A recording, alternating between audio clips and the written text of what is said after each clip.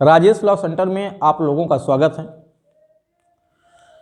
भारतीय संविधान के अनुच्छेद 14 में निहित समानता के अधिकार का पालन करते हुए भारत की संसद के द्वारा बनाया गया पॉक्सो एक्ट कानून में पीड़ित व्यक्ति को राहत दिए जाने का प्रावधान दिया गया है, कंपनसेशन दिए जाने का प्रावधान किया गया है, अनुतोष दिए जाने का प्रावधान किया गया है।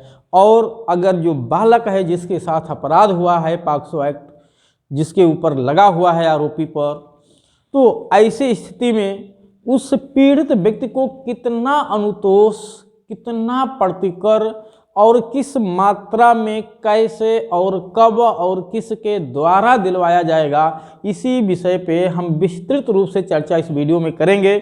जैसा कि मैंने SC/ST एक्ट में भी आप लोगों को बहुत विस्तृत तरीके से मैंने बताया है कि SC/ST एक्ट लगने पर किस धारा में कितना राहत राशि दी जाती है, कब दिया जाता है, कैसे दिया जाता है, ना दिया जा रहा हो तो उसके लिए क्या व्यवस्थाएं की गई हैं, सब पे मैंने विस्तृत रूप से चर्चा की है।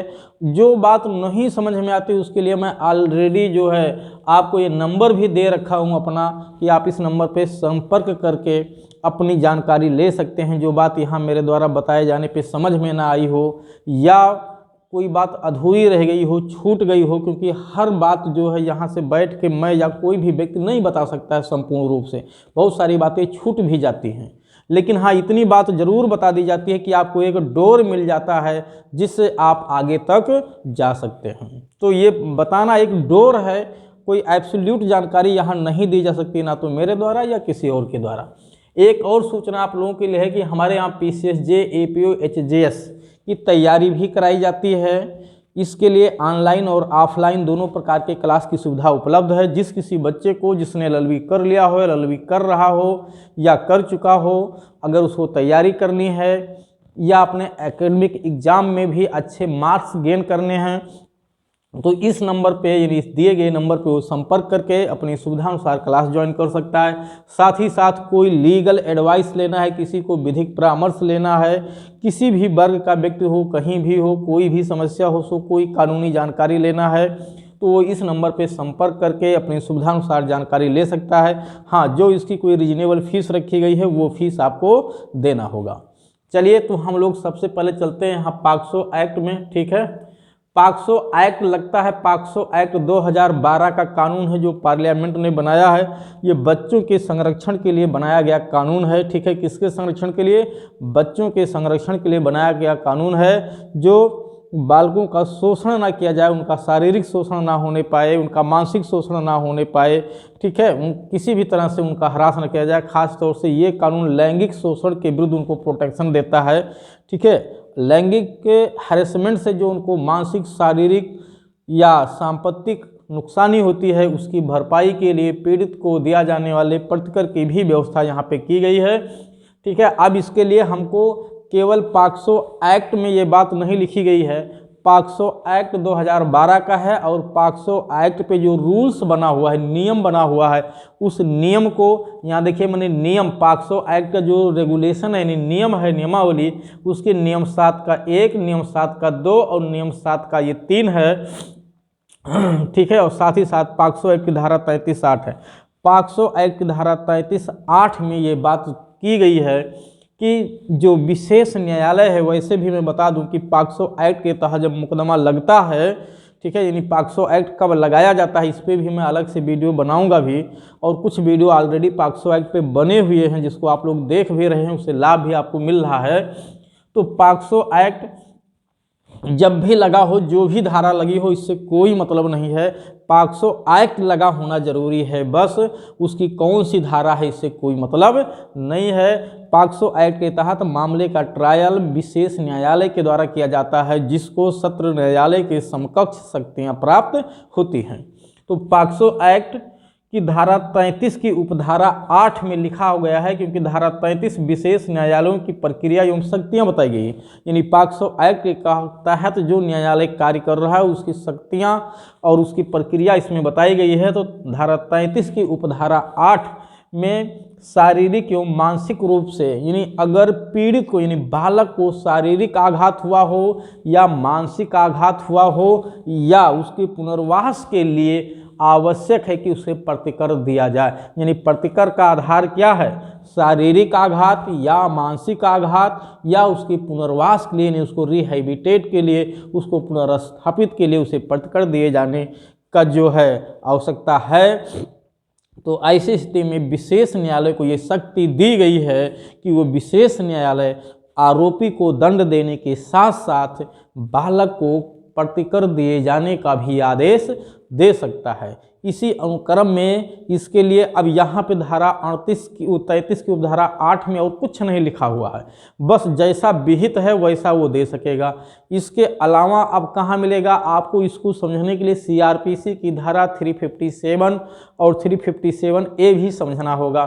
साथ ही साथ जो है अब हम चलते हैं नियम में। नियम में ये बात बताई गई है कि कोर्ट चाहे, यानी विशेष न्यायालय चाहे तो अंतरिम प्रतिकर की भी प्रावधान जो है वो अंतरिम प्रतिकर का जो प्रावधान किया गया है अंतरिम प्रतिकर भी दिलवा सकता है। कब? यहाँ लिखा है शर्त यह है कि जब एफआईआर रजिस्टर्ड होता है। तो एफआईआर रजिस्टर्ड होने के बाद, यानी एफआईआर दर्ज होने के बाद कभी भी किसी भी स्टेज पर अगर न्यायालय को, यानी विशेष न्यायालय को लगता है कि उसे अंतरिम प्रतिकर दिया जाना जरूरी है, उसको शारीरिक, मानसिक या सांपत्तिक इस तरह से कोई ख्याति हुई है तो उसको अंतरिम प्रतिकर दिया जाए। तो जब तक मामले का निस्तारण ना हो, ड्यूरिंग प्रोसीडिंग भी, आफ्टर जो है रजिस्ट्रेशन ऑफ एफआईआर, यानी रजिस्ट्रेशन होने के बाद, एफआईआर रजिस्टर्ड होने के बाद विशेष न्यायालय को ये पावर है कि वो अंतरिम कंपनसेशन दिला सकता है। अंतरिम कंपनसेशन जब दिलाया जाता है तो यहाँ न्यायालय को सो मोटो भी पावर है, यानी पार्टी, यानी बालक या पीड़ित की तरफ से कोई आवेदन करे ये जरूरी नहीं है। कोर्ट को खुद की पावर है, यद्यपि व्यवहार में तो मुझे नहीं लगता शायद ऐसा होता हो, लेकिन कोर्ट को ये पावर है कि वो जो है साफ साफ यहाँ लिखा हुआ है नियम 7 के उपनियम 2 में कि उपनियम 1 में कि न्यायालय स्वप्रेरणा से या बालक के या उसकी तरफ से किसी व्यक्ति के आवेदन पर अंतरिम प्रतिकर भी दिला सकता है।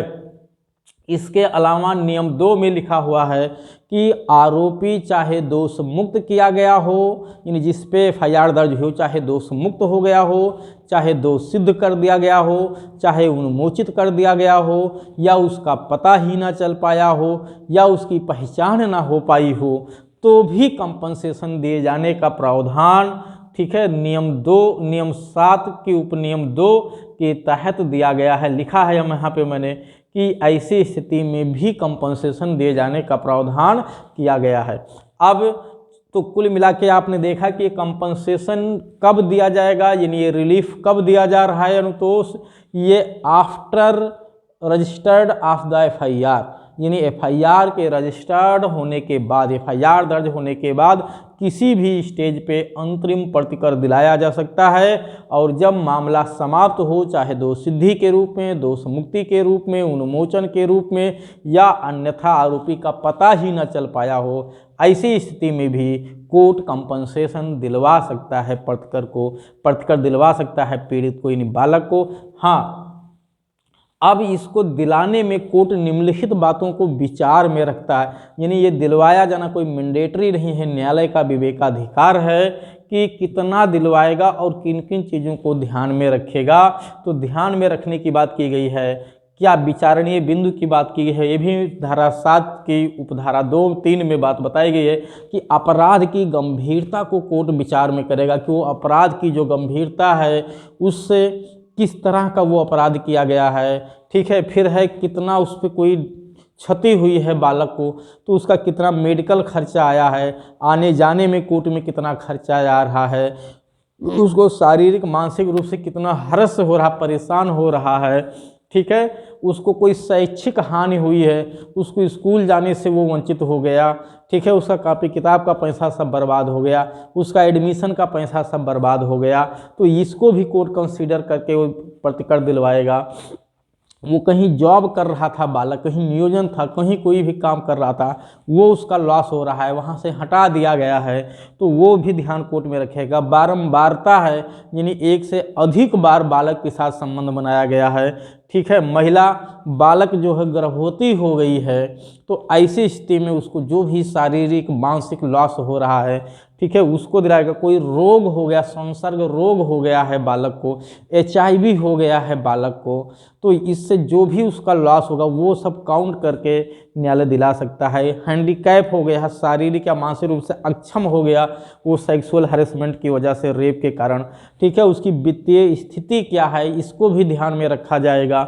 अन्य कोई भी कारण, यानी जो भी रीजनेबल कारण उसमें कोर्ट के पास होंगे, जो भी कोर्ट को बताया जाएगा, वो सब ध्यान में रखते हुए जितना कोर्ट उचित समझेगा उतना कंपनसेशन दिला सकता है। हाँ, अगर कोई अंतरिम प्रतिकर दिलवाया गया है तो जब अंतिम आदेश दिया जाएगा तो उसमें उसको एडजस्ट किया जाता है, ये ध्यान रखिएगा। और ये कंपनसेशन का आवेदन पार्टी खुद कर सकती है या न्यायालय अपने विवेकानुसार भी दिला सकता है।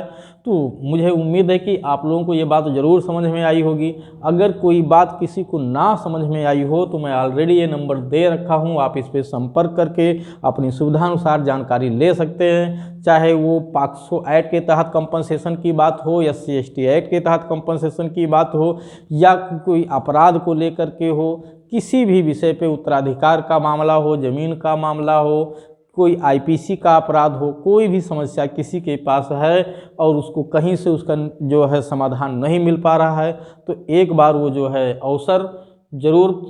अवसर का लाभ दे मुझे और इस नंबर पर संपर्क करें। मैं ज़रूर उसको जहां तक संभव होगा उसको कानूनी प्रक्रिया, कानूनी प्रावधान बताऊंगा, जिससे वो अपनी समस्या का समाधान कर सके। तो चलिए, उम्मीद है आप लोगों को समझ में आया होगा।